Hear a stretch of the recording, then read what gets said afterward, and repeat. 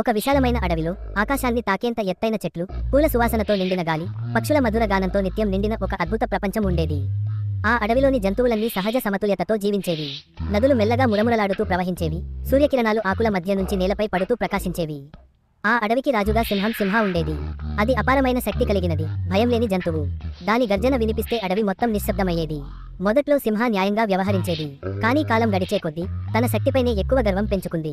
ఈ అడవిలో నన్ను మించినవాడు ఎవరూ లేరు, నా మాటే చట్టం అని సింహ గర్వంగా చెప్పేది. ఆ గర్వం కారణంగా సింహ ఇతర జంతువుల భావాలను పట్టించుకోవడం మానేసింది. అవసరానికి మించిన వేట చేయడం, చిన్న జంతువులను భయపెట్టడం అలవాటయింది. అడవిలో భయం పెరిగిపోయింది. ప్రతి జంతువు ఎప్పుడెప్పుడు ఏమవుతుందో అన్న ఆందోళనతో జీవించసాగింది. ఆ అడవిలో చిత్ర అనే ఒక జింక ఉండేది. అది చాలా దయగలది, తెలివైనది. గాయపడిన జంతువులకు సహాయం చేయడం, దారి తప్పిన పిల్లలను వారి తల్లిదండ్రుల దగ్గరకు చేర్చడం చిత్రాకు అలవాటు. బలమే కాదు, సహకారమే నిజమైన శక్తి అని అది నమ్మేది. ఇంకొకటి బుద్దు అనే చిన్న కోతి. అది శరీరంగా చిన్నదైనా బుద్ధిగా చాలా తెలివైనది. చుట్టూ జరుగుతున్న ప్రతిదీ గమనిస్తూ మౌనంగా ఆలోచించడం దానికి అలవాటు. సింహ గర్వం అడవిని నాశనం చేస్తోందని బుద్దు గమనించాడు. ఒకరోజు ఎండ బాగా మండుతున్న మధ్యాహ్నం సింహ గర్జిస్తూ ఒక ప్రకటన చేసింది. ఈ రోజు నుంచి ప్రతి జంతువు రోజు నా గుహ దగ్గరకు వచ్చి నాకు నమస్కరించాలి. ఎవరైనా నా ఆజ్ఞను పాటించకపోతే కఠినంగా శిక్షిస్తాను. ఈ మాటలు వినగానే అడవి మొత్తం కలవరపడిపోయింది. జంతువులన్నీ పెద్ద మర్రి చెట్టు దగ్గర సమావేశమయ్యాయి. ఇది చాలా అన్యాయం అని కుందేలు అంది. ఇలానే అయితే మనమంతా నాశనం అయిపోతాం అని నెమలి భయంతో చెప్పింది. అప్పుడు చిత్ర మెల్లగా మాట్లాడింది. కోపంతో సమస్య పరిష్కారం కాదు, మనం తెలివిగా ఆలోచించాలి. అందరి చూపులు బుద్దుకోతి వైపు తిరిగాయి. బుద్దు చిరునవ్వుతో, బలాన్ని బుద్ధితో జయించవచ్చు, ఈ పని నాపై వదిలేయండి అన్నాడు.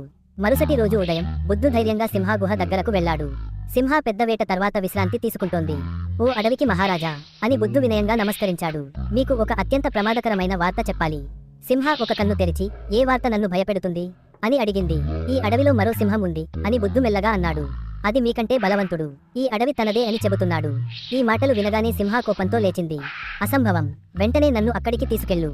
బుద్దు సింహాను అడవిలో లోతుగా తీసుకెళ్లాడు. అక్కడ ఒక లోతైన నిర్మలమైన బావి ఉంది.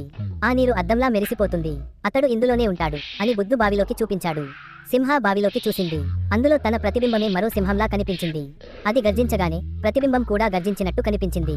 కోపంతో ఊగిపోయిన సింహ, నువ్వు నన్ను సవాల్ చేస్తావా అంటూ బావిలోకి దూకింది. ఒక పెద్ద చప్పుడుతో సింహ నీటిలో పడిపోయింది. ఈదడం సరిగ్గా రాక అలమటించి చివరికి బావి నుంచి బయటపడింది. అప్పటికే అది పూర్తిగా అలసిపోయింది. అవమానంతో తలదించుకుంది. బుద్దు ఒక రాయి మీద నిలబడి ప్రశాంతంగా అన్నాడు. ఓ రాజా, నీ శత్రువు మరెవరో కాదు, నీ గర్వమే. ఆ మాటలు సింహ హృదయాన్ని తాకాయి. అప్పుడే చిత్ర మరియు ఇతర జంతువులు అక్కడికి వచ్చాయి. ఎవ్వరూ మాట్లాడలేదు. ఆ నిశ్శబ్దమే సింహకు తన తప్పు అర్థమయ్యేలా చేసింది. సింహ కన్నీళ్లతో, నా శక్తిపైనే గర్వపడి మిమ్మల్ని భయపెట్టాను. నిజమైన గొప్పతనం దయలో, న్యాయంలో ఉందని ఇప్పుడు అర్థమైంది. నన్ను క్షమించండి అని చెప్పింది. చిత్ర ముందుకు వచ్చి, బలహీనులను కాపాడడమే నిజమైన శక్తి అంది. సింహ తల ఊపింది. ఇప్పటి నుంచి అవసరమైనంత మాత్రమే వేట చేస్తాను. ప్రతి జంతువును రక్షిస్తాను, న్యాయంగా పాలిస్తాను అని మాట ఇచ్చింది. ఆ రోజు నుంచి సింహ మారిపోయింది. ఇతరుల మాట వినడం, సహకరించడం మొదలుపెట్టింది. అడవిలో భయం పోయింది. మళ్లీ ఆనందం తిరిగి వచ్చింది. పక్షులు స్వేచ్ఛగా పాడాయి.